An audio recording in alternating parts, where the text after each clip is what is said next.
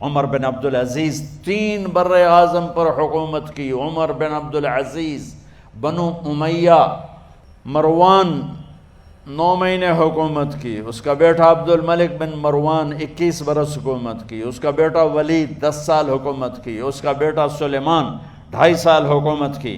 اسی تخت پر بیٹھے عمر بن عبدالعزیز. پہلے چاروں نے اللہ کے شریعت کو قربان کیا حکومت کے لیے.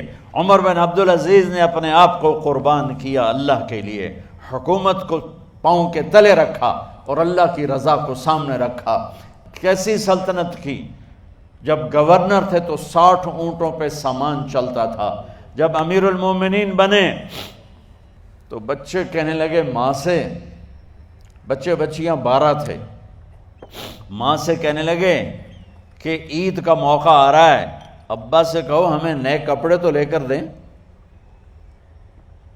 ان کی ماں کا نام ہے فاطمہ، بچوں کی ماں کا نام فاطمہ بنت عبد الملک. یہ دنیاوی سٹیٹس میں سب سے بڑی خاتون گزری ہے. آج تک اس کے لیول کی کوئی عورت نہیں آئی. دادا بادشاہ، باپ بادشاہ، 4 بھائی بادشاہ، 6 خامند بادشاہ، 7 نسبتوں سے یہ عورت شہزادی رہی ہے. حضرت عمر گھر آئے، بیگم نے کہا بچے کپڑے مانگ رہے ہیں. حضرت عمر کہنے لگے میرے پاس تو پیسے نہیں ہیں، تنخواہ میں تو مشکل سے روٹی پوری ہوتی ہے، کہاں سے لے کر دوں؟ تو تھوڑی دیر خاموش رہیں. بیگم پھر کہنے لگی آپ ایسا کریں، اگلے مہینے کی سیلری ایڈوانس لے لیں، اس سے میں کپڑے لے لیتی ہوں اور روٹی کا خرچہ میں مزدوری کر کے گھر بیٹھے مزدوری کر کے چلا لوں گی، آپ 1 مہینے کی تنخواہ ایڈوانس لے لیں. حضرت عمر بن عبدالعزیز واحد خلیفہ ہیں جن کے دور میں 3 بر اعظم میں زکوٰۃ لینے والا باقی نہیں بچا تھا. یہاں لاہور بھی ان کی حکومت کے نیچے تھا، جنوبی اسپین فرانس ان کی حکومت کے نیچے تھا، کاشغر تک ان کی حکومت کے نیچے تھا، استنبول کے دروازوں تک ان کی حکومت تھی. 3 بر اعظم میں ایک آدمی زکوٰۃ لینے والا نہ بچا. اور اپنا حال یہ ہے کہ بیگم سے کہہ رہے ہیں پیسے کوئی نہیں، کپڑے کہاں سے لے کر دوں؟ اور بیگم طریقہ بتا رہی ہے کہ آپ اگلے مہینے کی تنخواہ ایڈوانس لے لیں، اس سے میں کپڑے لے لوں گی اور چولہے کا خرچہ، روٹی کا خرچہ میں گھر بیٹھ کے مزدوری کر کے کما لوں گی.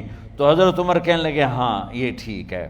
باہر آئے وزیر خزانہ مزاحم، انہیں بلایا کہ بھائی ہمیں اگلے مہینے کی تنخواہ ایڈوانس چاہیے. یہ تنخواہ والے لوگ بیٹھے ہوئے ہیں، تنخواہیں لیتے ہیں. اس نے کاغذ قلم آگے رکھ دیا، کہا حضرت یہاں لکھ کے دے دیں آپ 1 مہینہ زندہ رہیں گے میں تنخواہ دے دیتا ہوں. اب مجھے لکھ کے دے دیں آپ 1 ماہ زندہ رہیں گے میں آپ کو تنخواہ دے دیتا ہوں.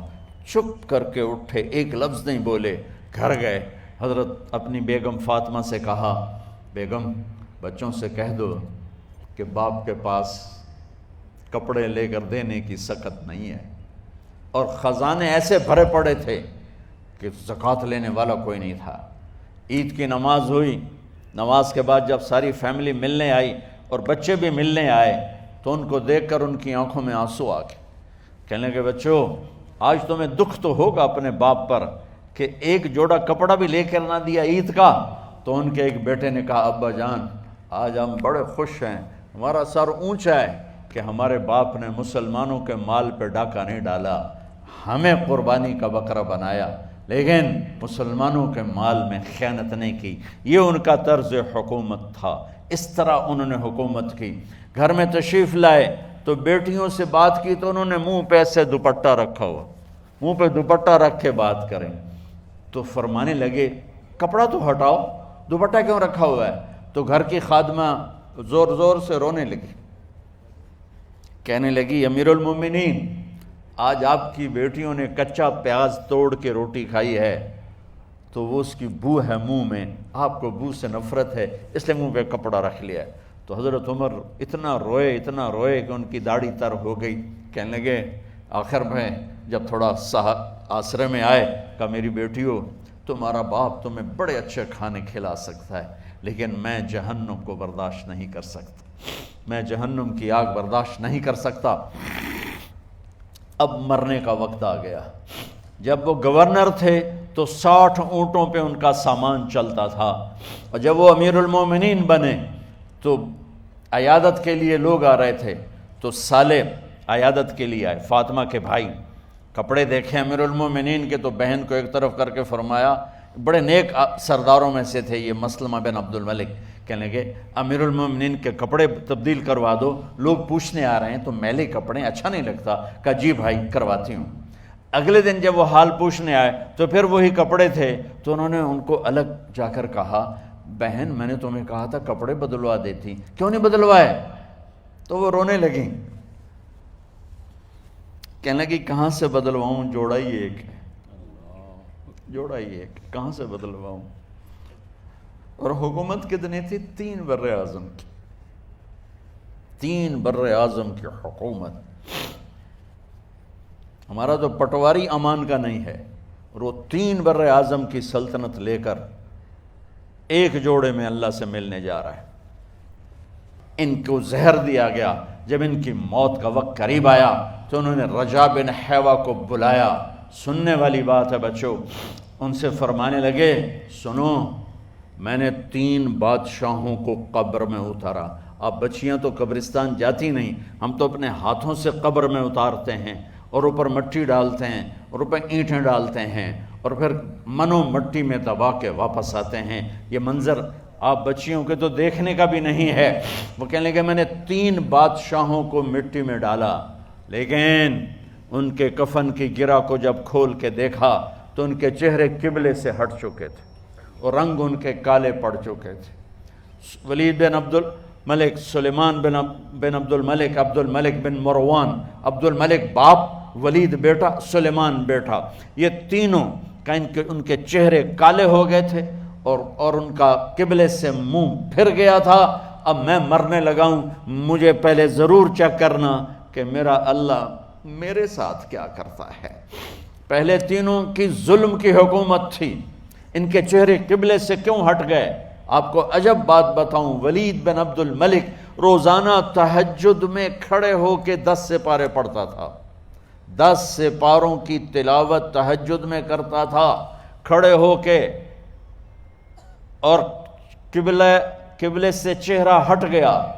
سلیمان بن عبد الملک تہجد گزار، چہرہ قبلے سے ہٹ گیا، ظلم کیا، ظلم کیا، ظلم کیا، خون کو پانی بنا دیا، حکومت پر شریعت کو قربان کیا، رشتے ناتوں کو قربان کیا۔ اللہ نے قبلے سے چہرے، نمازیں منہ پہ مار دی، روزے منہ پہ مار دیے، حج زکاتیں منہ پہ مار دی، تہجد ان کے منہ پہ مار دی، اور ان کے چہروں کو قبلے سے ہٹا دیا اور رنگ کالے کر دیے۔ عمر بن عبدالعزیز نے اسی سلطنت کو عدل سے بھر دیا، اسی سلطنت کو عدل سے بھر دیا۔ جب ان کا انتقال ہوا، سلیمان بن عبد الملک کی ڈیڈ باڈی جب قبر کے قریب لائے اتارنے کے لیے، تو ایسے ایسے ہلنے لگا، اس کا پورا جسم ہلنے لگا۔ تو اس کے بیٹوں نے کہا کہ ہمارے ابا زندہ ہیں، تو حضرت عمر نے فرمایا بیٹو زندہ نہیں ہیں، عذاب قبر جلدی شروع ہو گیا ہے، عجل اللہ بالعقوبہ، قبر کی پکڑ پہلے شروع ہو گئی ہے، چھپاؤ اپنے باپ کو جلدی۔ جب عمر بن عبدالعزیز کی ڈیڈ باڈی قبر کے قریب کی گئی اور ان کا بھائی اتارو، بھائی وہ باتیں شروع ہو جاتی ہیں، رومال ڈالو، چادر پکڑو، ادھر سے پکڑو، تو ایک دم ایسے ایک پرچہ ہوا میں اڑتا ہوا سب نے دیکھا، وہ آتے آتے آتے آتے آتے آتے یوں آ کے حضرت عمر کے سینے پر گر گیا۔ سب دیکھ رہے ہیں۔ جب پرچے کو اٹھا کے دیکھا گیا تو اس پہ ایک سطر پہ لکھا تھا بسم اللہ الرحمن الرحیم، اور دوسری سطر پہ لکھا تھا براءۃ من اللہ لعمر بن عبد العزیز من النار، یہ عمر کے لیے جہنم کی آگ سے نجات کا پروانہ ہے۔ 3 بر اعظم کی سلطنت لے کر وہ جنت کا پروانہ لے کر دنیا سے گئے۔ جب ان کو قبر میں اتارا گیا تو انہوں نے رجا بن حیوہ سے فرمایا تھا 3 بادشاہوں کے چہرے دیکھے قبلے سے پھر گئے، رنگ کالے پڑ گئے، مجھے تم نے دیکھنا ہے کہ کیا ہوتا ہے۔ تو رجا فرماتے ہیں جب میں قبر میں اترا اور ان کے کفن کی گرہ کو کھول کے دیکھا تو چہرہ قبلے کی طرف فکس تھا، اور مجھے یوں لگا جیسے 14ویں رات کا چاند قبر میں اتر آیا ہو۔ میرے عزیزو، طلبہ و طالبات، اللہ کو اپنی منزل بناؤ، اللہ کو اپنی منزل بناؤ، اللہ کو اپنی منزل بناؤ۔